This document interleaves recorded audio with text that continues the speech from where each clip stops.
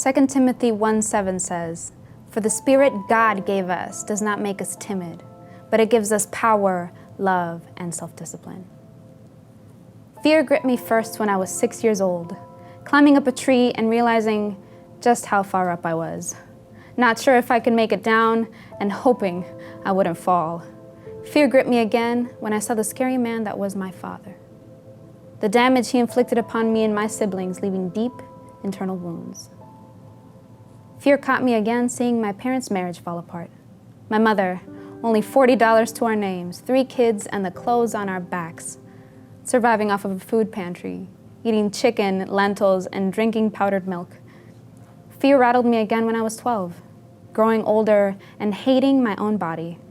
I wanted to be thinner and remove the Hispanic curves passed down to me by my Latin heritage. By the age of 15, fear was my constant companion. There never seemed to be a moment when it wasn't whispering in my ear, "Estefania, you're not good enough.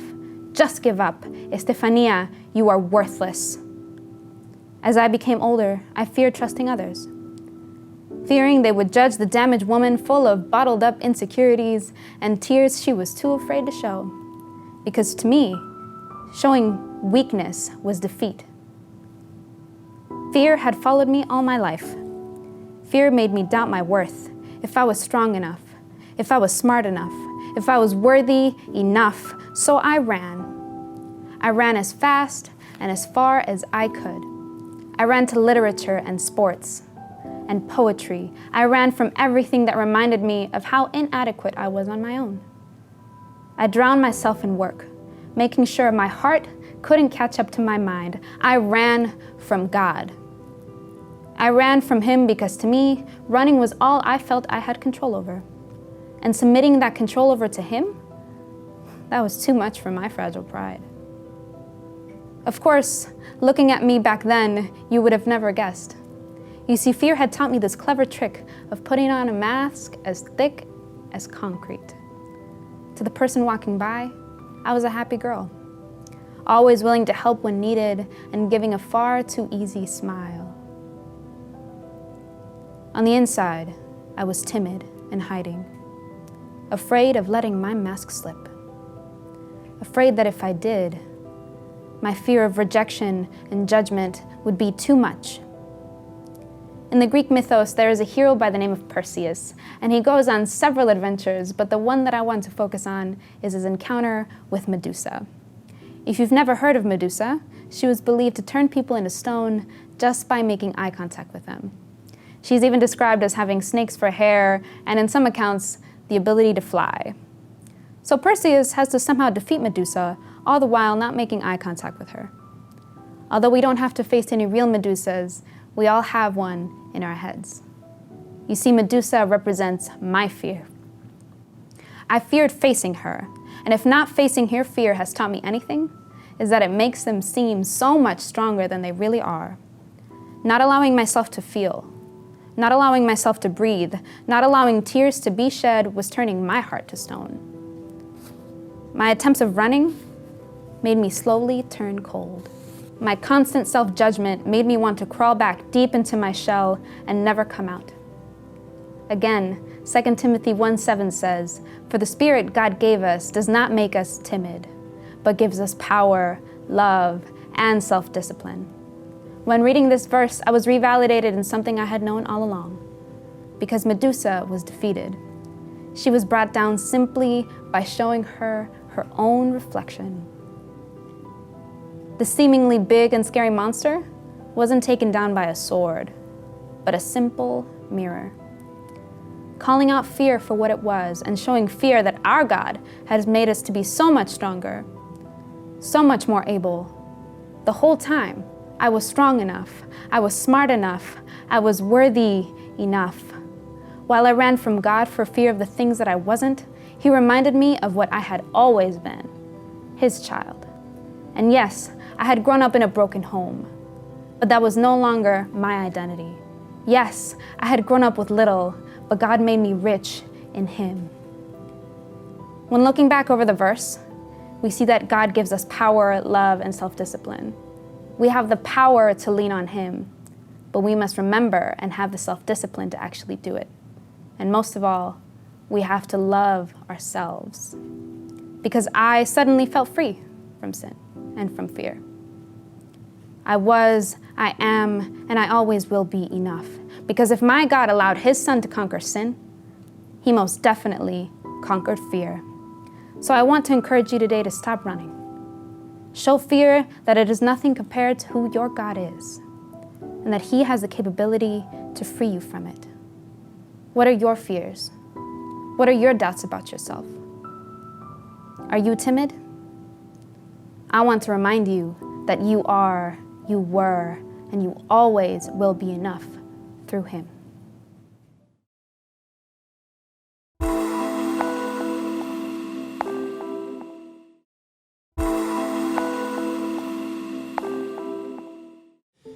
For most of my life growing up, I defined fear through the lens of a phobia. A fear that's really specific, that's really powerful, that is, most of the time, not rational. I remember seeing people react to rubber snakes, or people freak out because they were somewhere high.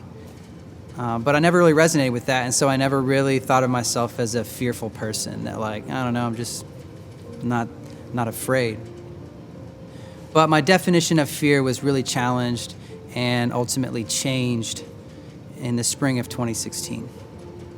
It was the afternoon of March 22, and I got a phone call in my office, and it was from the office where my wife was working.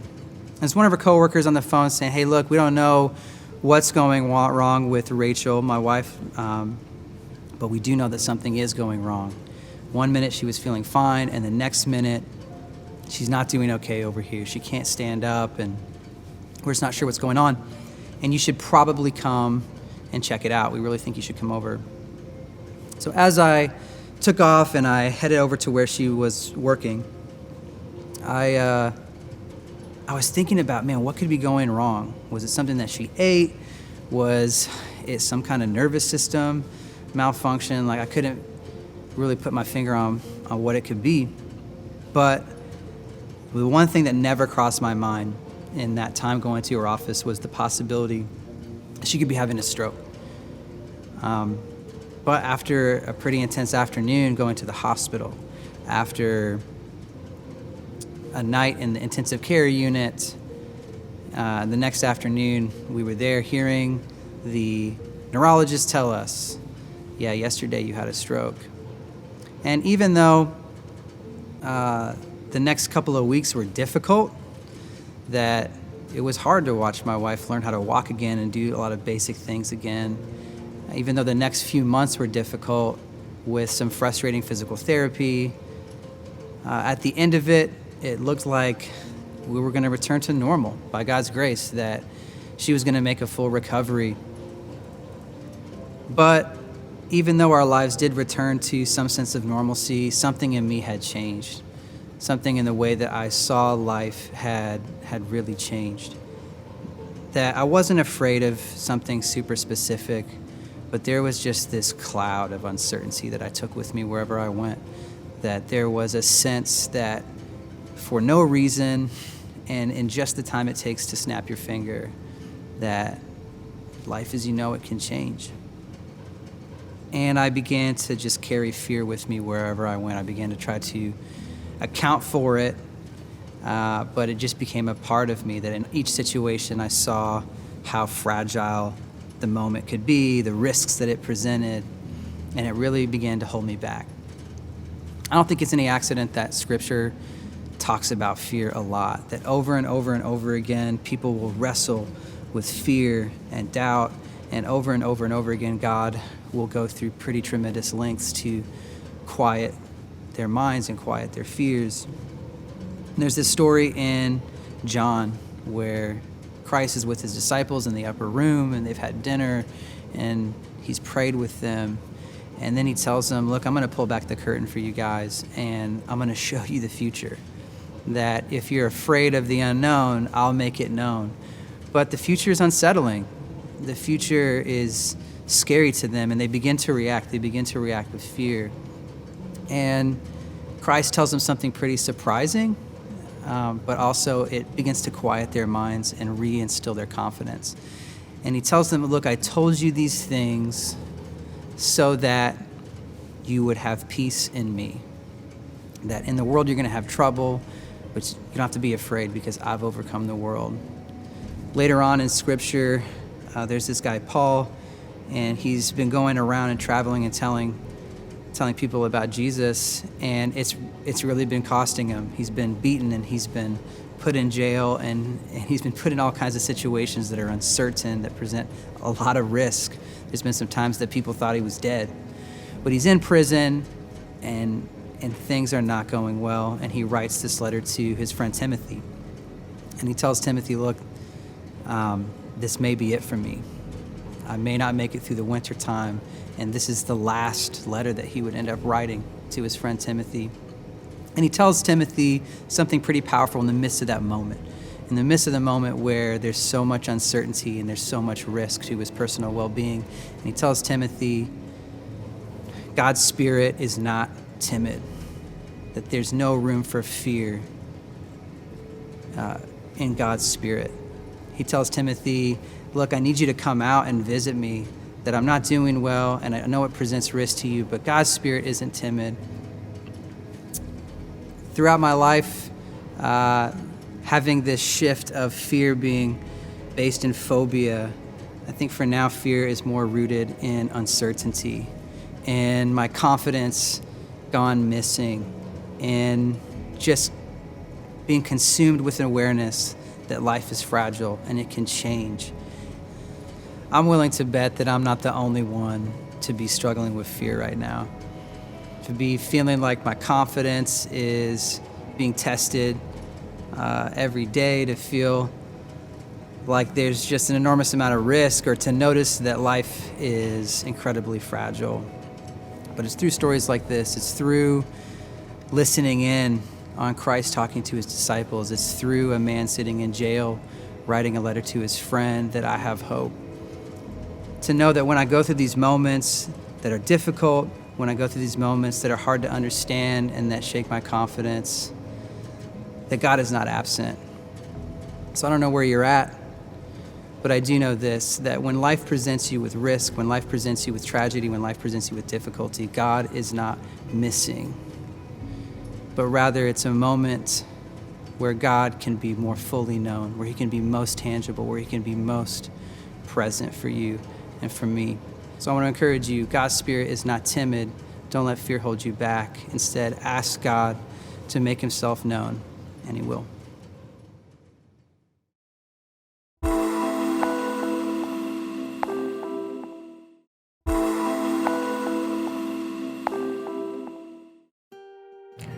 We're all fearful of something, right?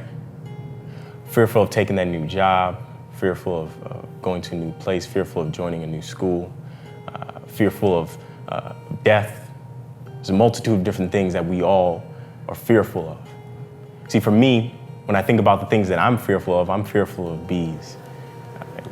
I'm afraid whenever I hear a bee buzzing in my ear, I immediately get squeamish and I immediately want to run away.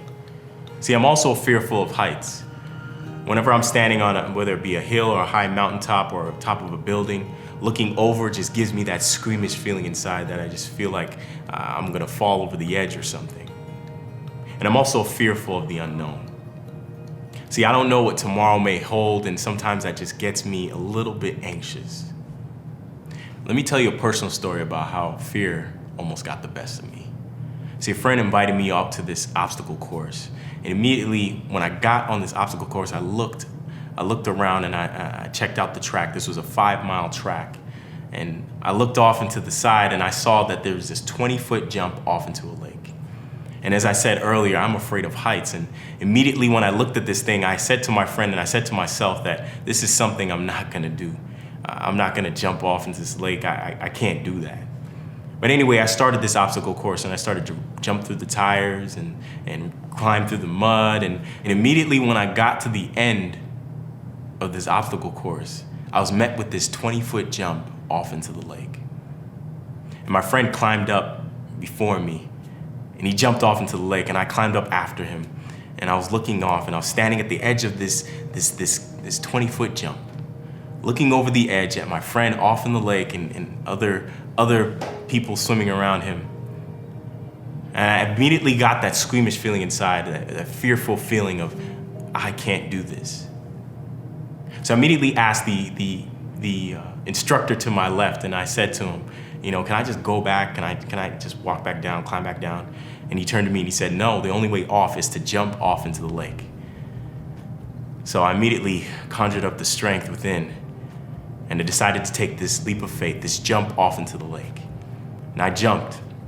Immediately when I got into the lake, I realized, and immediately my fear subsided, and I started to just realize to myself that this wasn't as bad as I thought. See, what this story represents for me is what God could be calling so many of us to do. And that is, instead of letting fear hinder you and keep you at bay, is actually to jump out on faith and trust Him. There's also a verse that hits home with me, and that it resonates with me very deeply, and that is 2 Timothy 1, verse 7. And it's right here behind me. It says, "For God gave us the spirit not of fear, but of power, love, and self-control." To me, this verse tells me that God did not create me to fear. So when I think of all these fears that I may have, whether it be a fear of bees or a fear of heights or a fear of the unknown of what tomorrow may hold, that I can pull through all these fears that I may have. So fear could be what is standing between you and what God has for you. So don't let fear hinder you or overtake you.